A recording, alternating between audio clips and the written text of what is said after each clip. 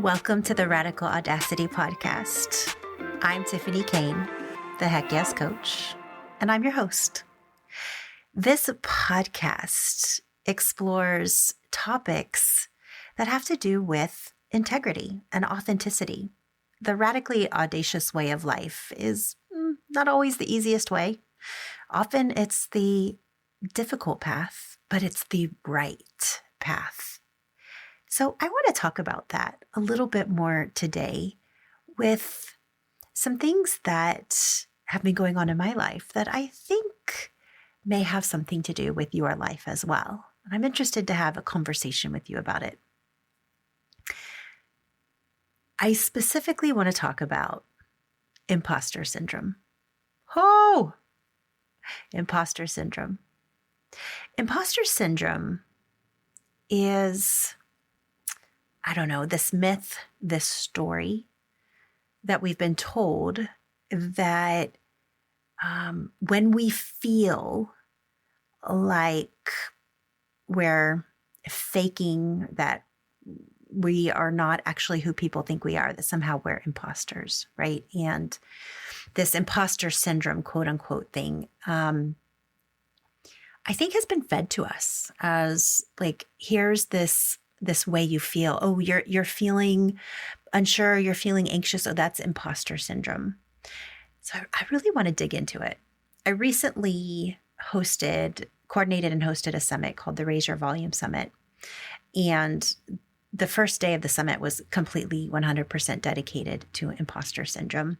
You probably heard the little mini episode that I did where I took a chunk of Dr. Candace Norcutt's talk about imposter syndrome and shared it with you. I'm going to link that here.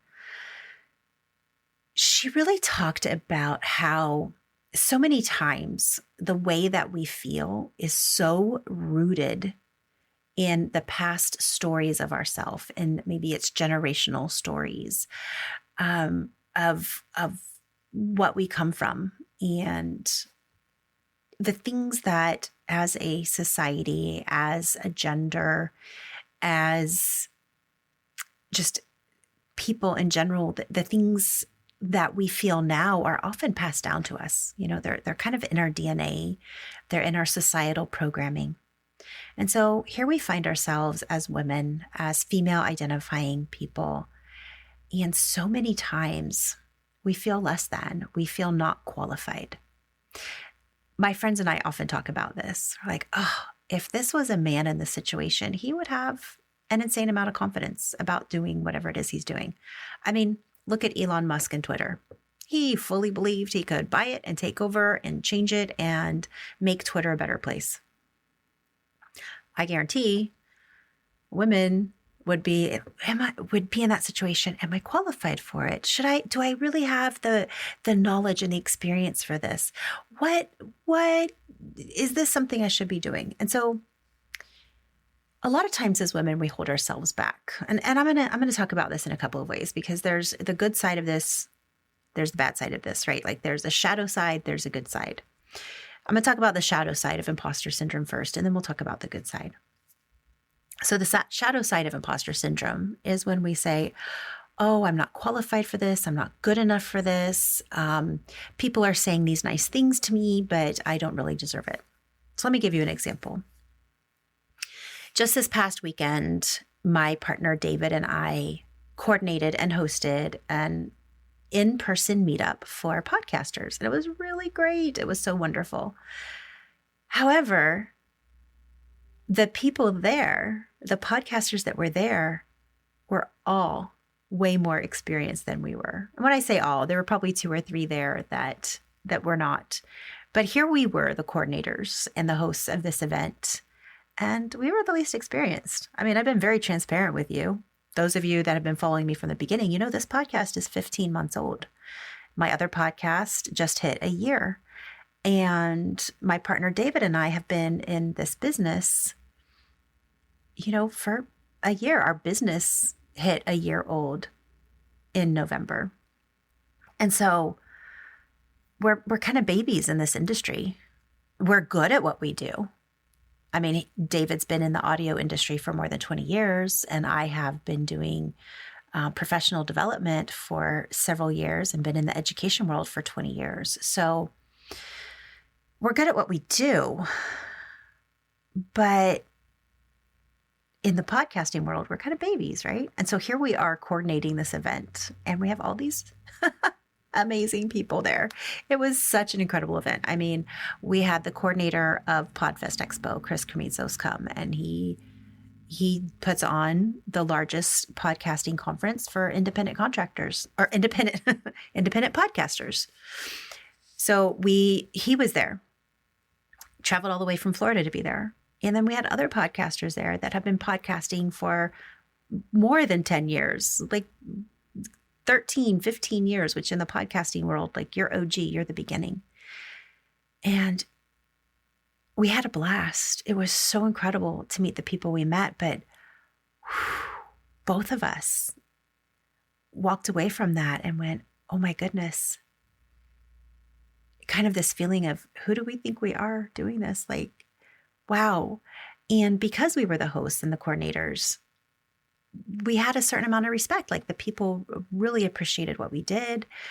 We've had new partnerships come out of it. People saying, oh, we'd love to partner with you on this project. We'd love to partner with you on that project. So it's been fantastic.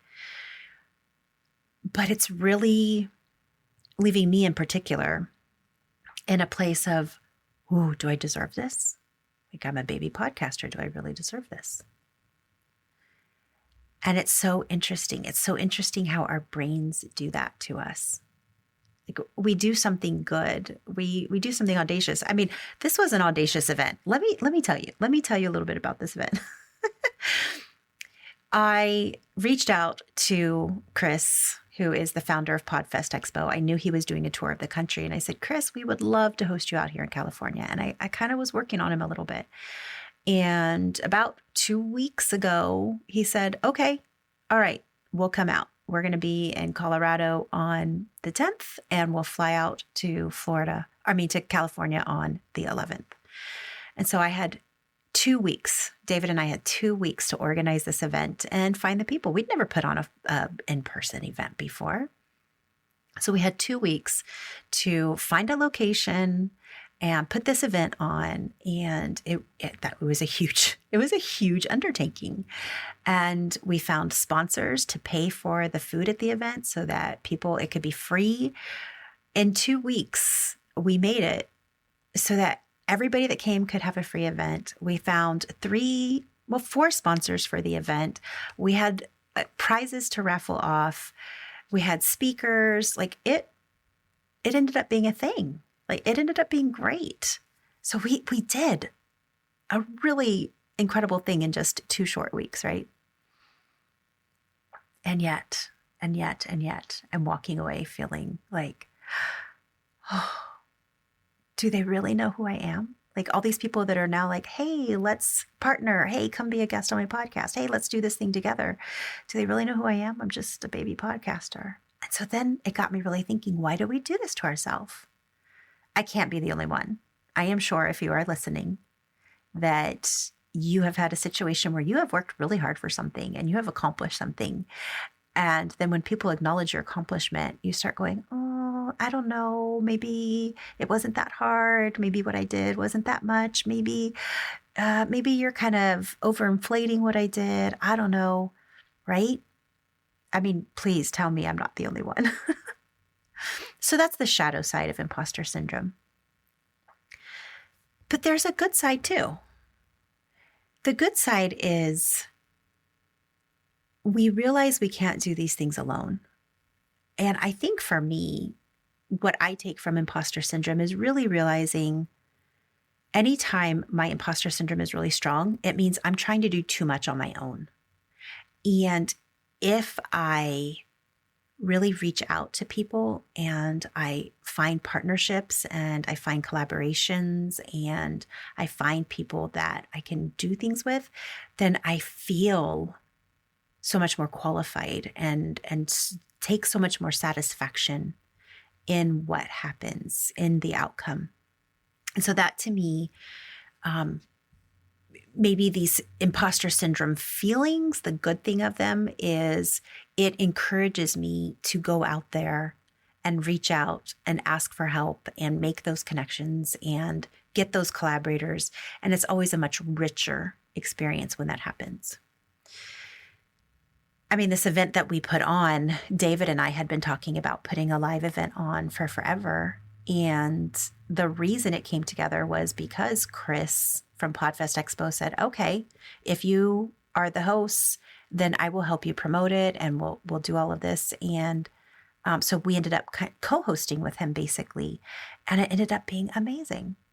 Having that partnership, right? Having that person, he acted as a mentor to us. It was our first event. He's put on over 2,000 events. So brilliant mentor. And he was so kind and so generous and such a wonderful mentor. So it ended up, being this absolutely incredible experience. Long story short, imposter syndrome is kind of a story we tell ourselves. It's really a story that comes from us comparing ourselves to others, right? Here I was in the room with all these people, and I'd done a lot of hard work. David and I did a lot of hard work to put this together. We busted our patookies. We hustled, and we put a great event together. And I'm in a room full of people that were really appreciative of the coming together and saw the hard work and appreciated it. And me standing there comparing myself to them is kind of disrespectful, right? It's telling them this gratitude that you have for the work that I did, I'm going to take down a couple notches because I'm going to feel bad about myself. And so your gratitude's not really going to hit because I'm going to be like, oh yeah, thanks for saying thank you. But I don't really deserve it. I'm not, who you think I am. That's like taking their gift of gratitude and stomping it in the ground, right? So imposter syndrome really is a way for us to, kind of distance ourselves from others. It's a place where we are being judgmental. We're judging ourselves and we're kind of judging others. And we're holding ourselves to a standard that is unkind to ourselves, right? Instead of saying, wow, look at this accomplishment, look at what I did, or look at who I am. Because sometimes just being is enough. You don't even have to do anything. You are enough because you are. Imposter syndrome doesn't allow us to feel that. So I'm here with you today to say that I've been thinking a lot about this, and I am not letting these quote unquote imposter syndrome feelings stop me. I'm remaining curious about them. I'm remaining interested into why they are happening. And I'm going forward full throttle, fully enjoying this journey. Because my friends, this growth journey, it is uncomfortable and it is amazing. It's both at the same time. And I'm just so happy to be on this journey. And I'm so happy that you're here with me. I want to hear from you. When do you feel imposter syndrome the most? And what do you do about it?